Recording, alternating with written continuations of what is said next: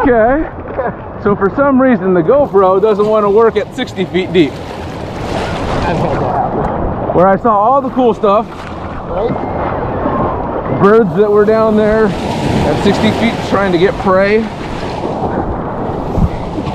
And then I even drank a juice box and the GoPro didn't work. I slammed that juice box. Picking up trash down there, always protect the ocean. Pair of swimming goggles. Swimming goggles, that's right. Man. All right, GoPro, if you're watching, what the heck? Why doesn't a GoPro work at 60 feet deep?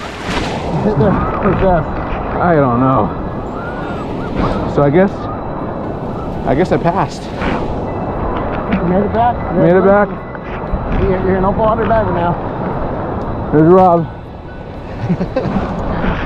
Open water diver now. Coming to you from La Jolla, San Diego, California. Peace.